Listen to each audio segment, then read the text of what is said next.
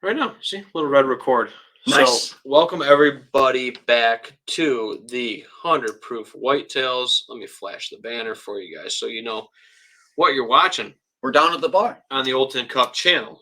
We had to specify this. We got talking after the last recorded episode, and it's on the Old Tin Cup channel. Yeah. But 100 Proof Whitetails. Yeah. So I was just telling Ben, like, some of my buddies are like, "Hey, where are you guys at? How do I find you?"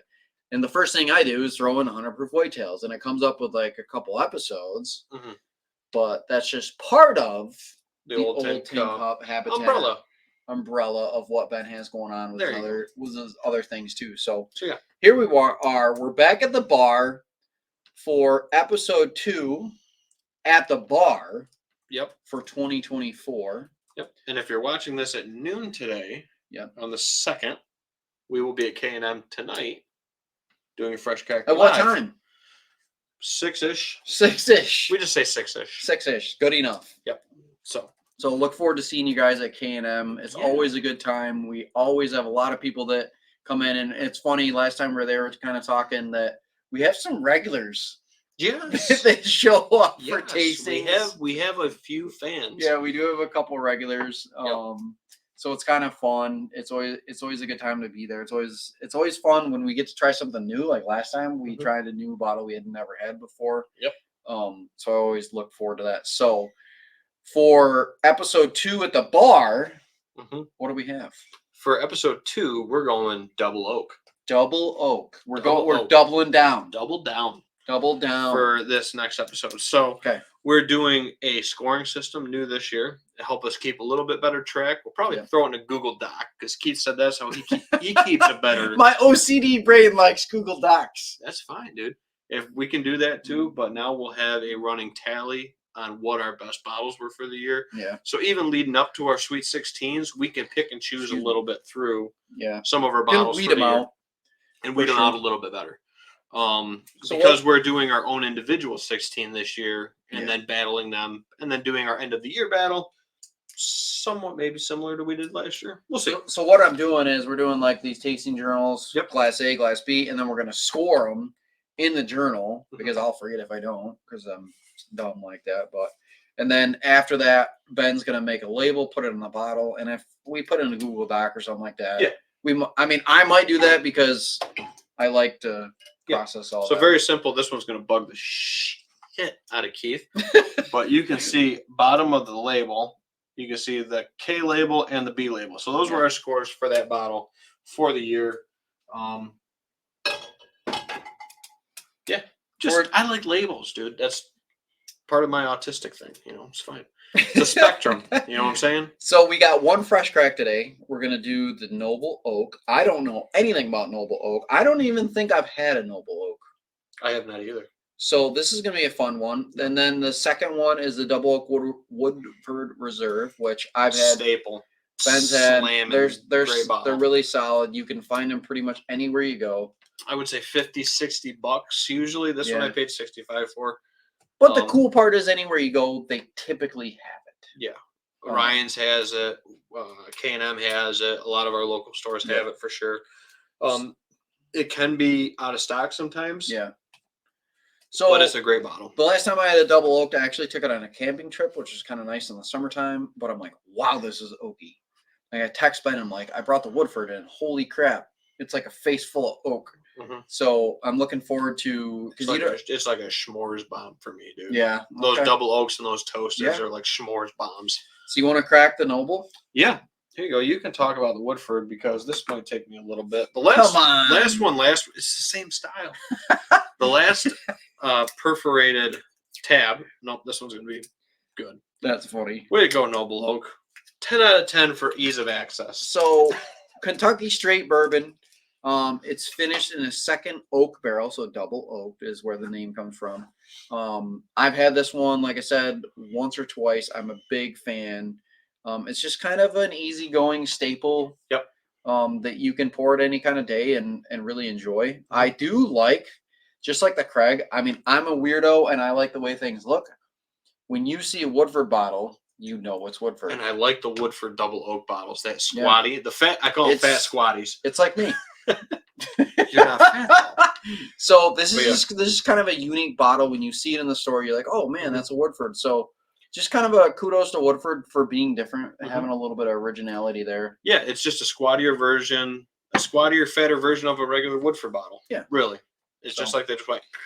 So what can you tell us about the Noble Oak? This is the Noble Oak. This is distilled in Indiana, bottled by the Noble Oak Spirits Company in Newton, Ohio. Ohio. Yep, but a sourced from Indiana. So I'm assuming MGP sourced bourbon whiskey, but finished with sherry oak staves. Okay, so it's a sherry. It's actually finished. Mm-hmm.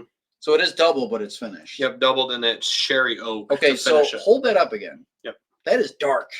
It is dark, and it is a pretty label too. It is a very it's a very classic looking label. The one thing with the Noble Oak that was on the tag, and there it is. Every bottle plants a tree. So for every bottle you buy, they do plant a tree. That's like Redwood. Yeah, really cool. Redwood does similar. That's really neat. Everything like that. When I look at that bottle, the label reminds me of a wine bottle. Yeah, it's a very classic, nice looking label. Different bottle, like that horizontal shoulder, the flat shoulder on it. Real simple. I like simple labels, dude. Yeah. We say this all the time. The simpler the label and the simpler the look, sometimes usually the better bourbon can be the better bourbon. Less marketing, more flavor. I like that. We could drop that right on the little blurb down. I mean, really, but like less marketing, more flavor. If you have to spend less money on the way something looks, it's probably because it usually sells itself. That's a very good point. Right? So if it doesn't live up to that, I mean, we shall see. That's fine. Okay. So Noble Oak on the cork pop. So ready, quiet on the set. You know how this goes. 3, 2, 1. Ooh, 9.5. That is a solid. That was good. That was really good. Cork. Smell nice. Not your traditional double oak kind of smell. I just punched myself in the nose with this. Well, don't do that. Tell me that doesn't smell oaky. Come on. It smells oaky. That smells really oaky. Our proprietary finishing process, we add complexity using Spanish sherry oak staves. Also, it's Spanish. Spanish sherry oak. This is the same wood used to craft some of the world's finest and rarest single malts. Very cool. Very cool. For anyone watching that wants to make a donation, we have a problem. What's that? We are out of blue shop towels. We're out of blue shop towels, he says. What'd you do? Throw the last one out? It was soddened. Sodom and Gomorrah? I don't know. Well, tissues. This episode brought to you by Puffs. Please tell me this. They're not like the. No, you can't use it as lotion in it. He's trying to use Kleenex with lotion in it. Do I need to go out to the truck and get some blue shop towels? No. Oh my god. We can wipe it out something else. This is why we can't have a nice thing. All right, right, just go upstairs and get some towels. Yeah. All right. Well, Ben's going up to get some paper towels. We're gonna go. For the first one. And again, I had towels in my pocket. Towels in your pocket? Yeah, because I didn't use them last episode. Oh, well, that's why we're running out. He's got them in his pocket. See? All right, you go run away. Oh, I'll just turn around. Jesus, dude. Cheese and rice. I got no dog in either of these fights. Okay. And again, I got to write these down. If not, I will forget. That's fine.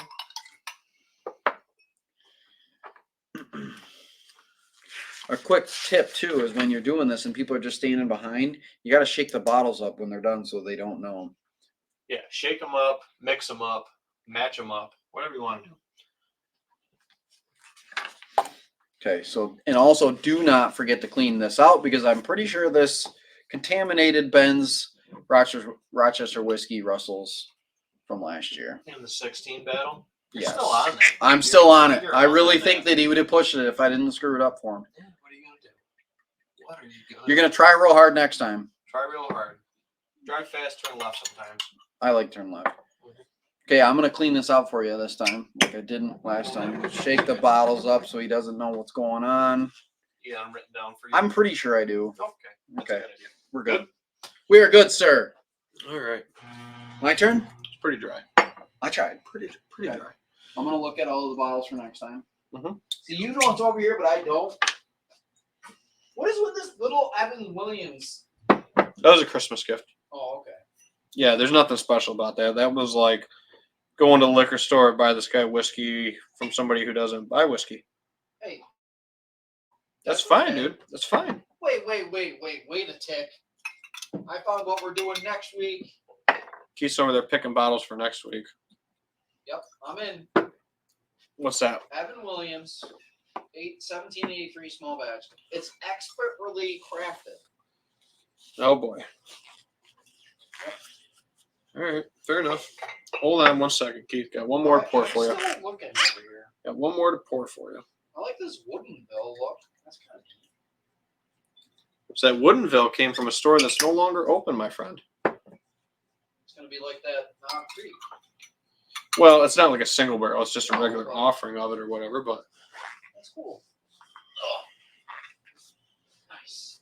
Alrighty. So, you're good to go, buddy. Nice. Here I come. We got some Buffalo water. You gotta have some Buffalo water. We got some clean glassies. You didn't shake them up. Didn't need to. I do it. They're I can rocking remember. all around. I can remember. I can't. Well, that's just, dude, so that goes back to people talk to me. Past clients from consulting, dude, they talk to me about their piece, and I was like, yeah, I know.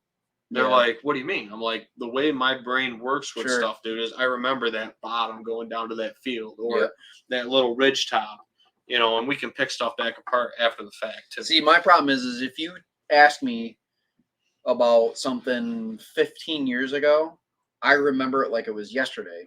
Mm-hmm. You ask me what I did this morning, I will have to think about it for this morning. 20 minutes. Yeah, I waved you like a da-da-da. Did you notice that? I think you like started waving and then you realized like, I don't know if this is Ben. No, I knew it was you. Oh, okay. No, I knew it was you. Whenever I see Ben, so Ben works right next to my work. Our offices are right next to each other. We are adjoiners. Yeah, because my office is the college campus, and then once up to the back of your offices. So whenever I see Ben, I try to make the most ridiculous wave I could possibly think of. Hopefully, it makes you laugh. Yep, absolutely. No, I love it. So double oak barrel. Here we go. Here we go with it. Going on the A glass first, or are you gonna go B to A? I'm just looking at the color. The color again, dude, is so different. It's very different. So on A, I'm getting a lot lighter, and on my B, I'm getting a little bit. See, darker. I don't put a lot of like context into color on my color wheel and stuff like that. This is a color scale. Yeah, well, I don't. There's no wheel. You're colorblind. How the fuck are you? I am not colorblind. I am color deficient. Thank you. I see all color. It just might look a little different than you. Dude, that is. God, I love double oak stuff. Double oak and toasted stuff, dude. This is. I'm getting like a molasses. This is like sweet, deep. This is like a. You okay? I tasted it already. You're cut off. You're hiccuping and everything, dude. That wasn't hiccup. That was just a laugh. I got too much nose. This is like an amazing s'mores bomb. S'mores? Yeah, s'mores. The double oak to me, dude, is so s'mores. You know, like say it again. S'mores. Like J.W. Kelly's. Yeah, the Ruddles, all that, dude, just comes off nice s'moresy, deep like flavor. So if you're watching this, when you go in for a nose, be careful how deep you get because it might go down your shirt. Yeah, these are like little mini. I don't even think they're Glencairns. These are from the Aged in Ore. Hashtag send us some more because my wife was doing dishes the other day. And you broke one. She may have slid some extra dishes in the sink, and we cracked, and it seeps now. So oh man. So I need to duct tape on. I need to. Well, that's past duct tape. I need to reach out to Aged in Ore and get some new glasses. I'm going in. Going in. Cheers. Don't break it. Cool. Oaky. That's like an oak bomb. See, that's got a nice, not so much s'moresy on the palate, but like super sweet caramely. Yeah. Almost like a but there's some vanilla there, but not like a vanilla Coke vanilla. No. but a nice flavor to it, man. One thing I don't think about a lot, I always think about that vanilla sweet though, is what you bring up is the caramel sweet because it is different. Mm-hmm. Yeah. This is more caramel sweet with a little bit of vanilla. And what I think about is I love Twix bars. Okay. And like that caramel in a Twix bar. That kind of gooey caramel. Yeah. Yep. Okay. Not like a I do hot caramel, but like that gooey cool, candy cool bar. Caramel. Yep. That candy bar caramel. The candy bar caramel. Look at all this. The 2024 tasting notes you guys are getting. I'm calling it the Twix caramel. The Twix caramel. That's a good one. That's a good one. This is great. This is good. It's funny when the initial palate is like punch me in the face chewing on an oak tree. Oh, so like bitter oak or just yes, like woody oak? Like a woody bitter oak. Okay. And then it kind of rolls off into the sweetness. But like that initial is just like holy shit. So it's got a lot of complexity rolls to it. Honestly, I drink that and I'm like, is that alcohol? Because I feel like there's no spiciness. There's no proof. Right. There's no proof bite. We, however, have had other ones today that were higher proof. Yeah, this is our second pour of the day, and we dropped a good 30 proof points. Yeah, down into these guys. I will say it's balanced. It is finished. It has a lot of flavor. I do get a tinge of smokiness out of this one. Like charry smoke? Yeah, like that barrel charcoaly smoke. Okay. And that's on the finish. Like that barrel char. Okay. That's cool. Yeah, this one just lingers like beautiful, nice rich flavors, deep. I mean, it's you know what I don't get on this though? Again, zero spice. Yeah, no, these are not very, no spice. To my understanding, these are not very high rye mash bills. So I'm going for my B. Whoa, way different note. So much different. This is night and day difference from A to B. This is my B glass. This is like you couldn't be more polar opposite on the nose from A. I'm getting like a dried fruit on the nose. Okay. That sweetness, but not like a vanilla or molasses, but definitely like a dried fruit. So this is appealing to me, and this is where we say like different noses, definitely different palates for folks. I get what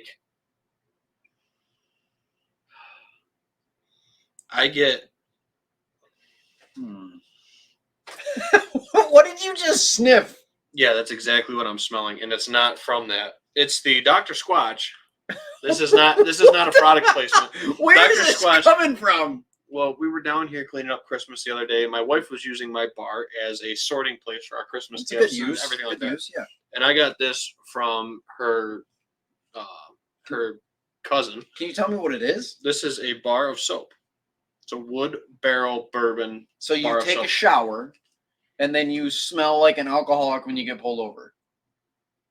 That doesn't smell like bourbon. It doesn't smell like bourbon, but that specific smell. If you walked around Wegmans with that, you would pick up all the cougars.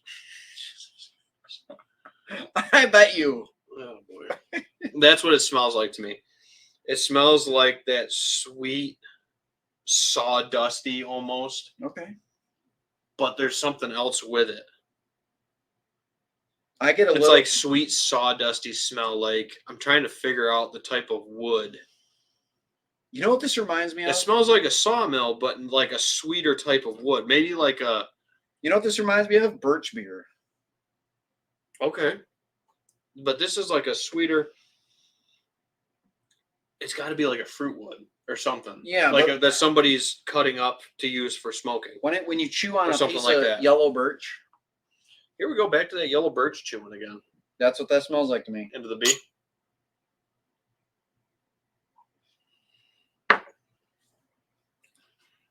Oh, that is great. So this one's neat. Ooh. So this one doesn't have like the punch you in the face oak. It's kind of like a linger oak. You ready for this one? chocolate covered raisin finish, dude, on this one. Not even close to yours. No. Like a milk chocolate raisin finish on this. That's very, very unique. We poured the same. You think we poured the same? I really do. Again? Even the last time you were wrong?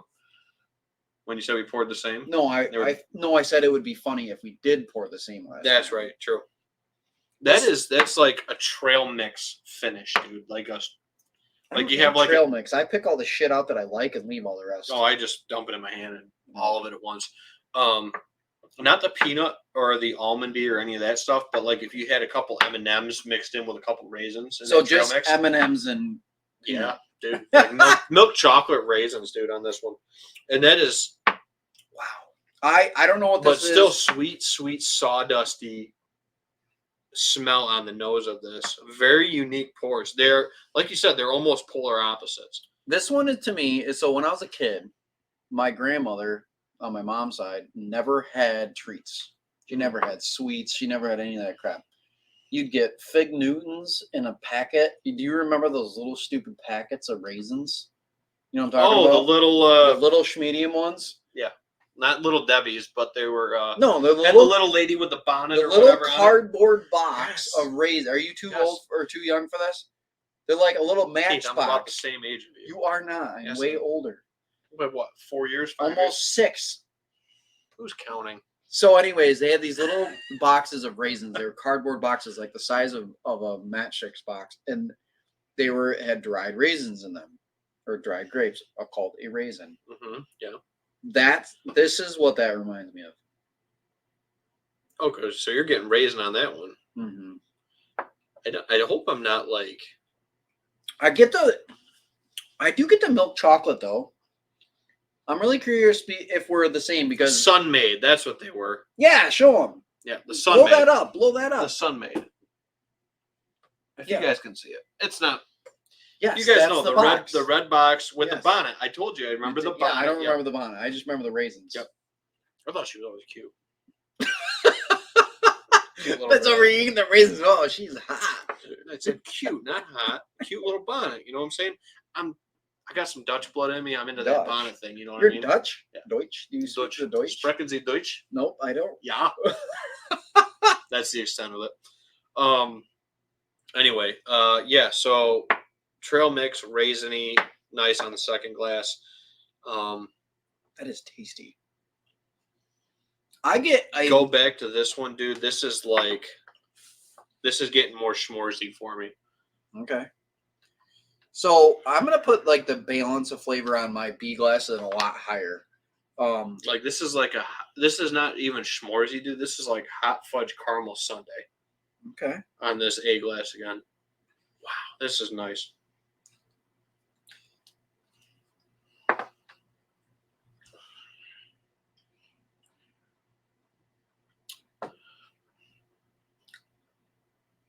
See what I'm so I just tasted my B glass, and as I'm just standing here, and it's lingering, that hold chocolate. Okay. Milk chocolate. Milk chocolate. Just not like, dark. No, not dark. Dark has that bitterness. Yep. Right. No, there is no bitter in any of these. There's zero, but I feel like the balance of my glass B, and there's actually some more complexity to that. Yep. My glass B than A. Yep. There's no bite. There's no bitter. No. There's no spice. There's no spice either. This A is really good.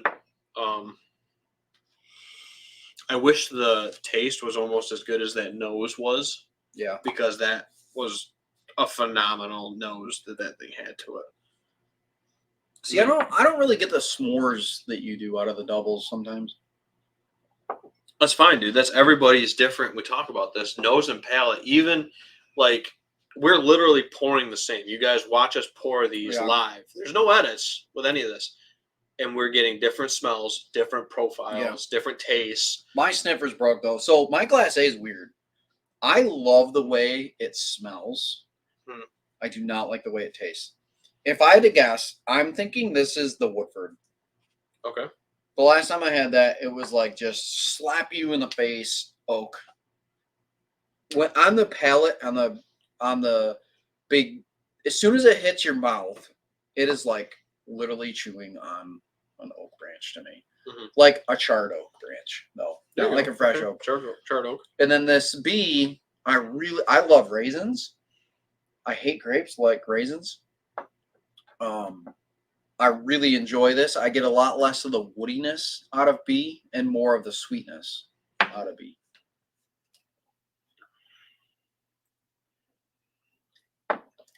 Okay, so B. I don't think I'm in the 8 range. I think I'm in 8 and below. Mm-hmm. On my B glass, I'm going to give this a 7.7. In my A glass, I'm going to give it a 6.9. Ooh, dropping low. I don't like that pure oak. Mm-hmm. And no, it's like one note oak for me with no complexity, no other flavors. The second time around, and I'm actually going to drop this again based on how it's finishing. It's good. I mean, they're not bad pours. Either one of these, I don't think is a bad pour. My B glass, I'm going to go with a 7.2 on that today.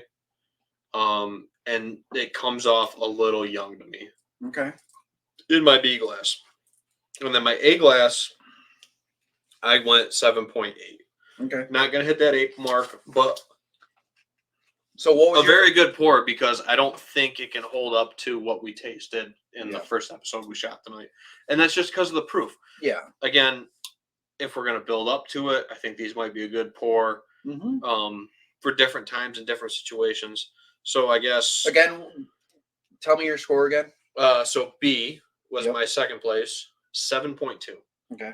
That was the Noble Oak. Was that the Noble Oak? Yep. And I thought that tasted a little younger. Mm-hmm. Maybe that's the French oak. I'm not a huge fan of French oak finished. Like the Penelope Architect. Yep. I did not like that. No, neither did I. That and again, those are specific builds for the architects. Right. Hence the name. Yep. That 4 build was not a fan for us. So I've been playing with some over there. And we can talk about that. Mixing and matching. Mixing and matching and doing different finishes and different stuff with them. So my A glass, I put it a 6.9, kind of low for me. I probably wouldn't buy that bottle. I probably wouldn't pour that again for myself if it was at home. Okay. And my B glass is 7.7. I'm learning. I'm not a huge double oak guy. That's fine. I'm just not. If you poured it for me, would I sit down and enjoy one of them? Sure. Yep. Would I pour it again? Probably not. Fair. Do you have a guess on your A and B? Oh man, I'm really. The last time, like I said, the last time I had a Woodford, it was like really in my face, oaky. So if I had to guess, not confident, I would say A is the Woodford, B is the Noble Oak. But that's just you flipped them. Yeah. Yeah. The A was the Noble Oak. Okay. Which actually went lowest for both of us. Yep. And then the B was your Woodford. Okay. Double oak. Yep. This Woodford's also been open for a while. As you can see, we enjoy it down here. We got my diaper party coming up. So this might get killed for the diaper party because I think this is a very good bourbon to pour for somebody that's not a regular bourbon drinker. Oh, for sure. Yeah. You know, the proof is manageable. The flavors are good. Yeah. And honestly, neither one of those are hard to drink.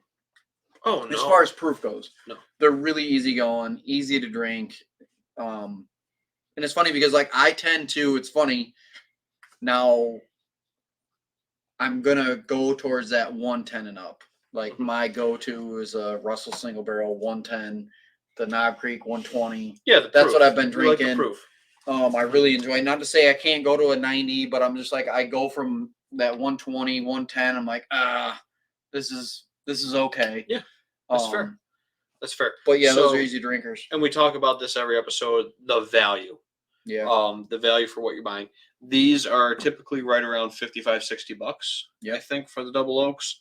I think the value is right on par with those. I think they're Yeah. a great offering, especially if you're looking to get into maybe some double oak or some finish type bourbons. I think it's a very good option. I actually prefer this over the regular Woodford. Okay, that's good to know. As a whole, it's a little bit more money because of the other process. Yeah. And then the Noble Oak, I think, was $39. Jeez, that's not bad. It's not bad, but I don't think I would rebuy it at that. I don't, honestly, it's way too oaky for me. Mm-hmm. So, like, the oakiness that I thought I had with the Woodford is magnified at least 2 times, 3 times with that Noble Oak. And it is a fresh. I mean, that's to be fair, it is a fresh crack, so it might open up a little bit more. But it really only averaged out at what we have, a 6.9 and a 7.2, so about a 7. Yeah. A 7.71. Yeah. A good pour, again, I would have it again. Would I rebuy it again? No. Rebuys are typically in the 8s for us or high 7s. Yep. For sure. So I think that's pretty fair because again, we went with 7.8 and 7.7 on the Woodford Double Oak. Yeah, so we're right there. So I don't think it's a misser. No. I just think coming off of that high proof stuff, it's hard to hang with that, dude. Yeah, but so I would say, okay, so if you're working on a collection and like I like to have a variety, right? It's nice to have a little bit of variety. If you learn what you like. If you are looking to have a double oaked bottle and you walk in the store and they have a Woodford double oaked, it's a staple. And you're like, hey, I'm kind of looking into that. I've watched some videos and people say it's good. Just buy it because it's not going to be bad for the double oak. Like if I saw 5 or 6 different bottles that were all double oaked, after now, that Woodford would be at the top of the list for me just because I like the profile. I mean, the finish on that was amazing. I'm trying to think for other double oaked varietals that we might have down here. Yeah. It's probably going to be my top 1. Right. For a secondary oak. And again, I don't know what their second oak is. This one's obviously finished in sherry cask. Yep.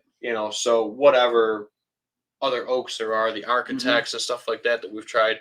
The toasted stave that Penelope does is phenomenal as well. Yeah, that's for right around the same price. But the Woodford is a good staple, and the toasted might be a little harder to come by for the Craig toasted is good. The Craig toasted is also very good, right around that same price point. And usually for a secondary finished one, you're going to be about $60.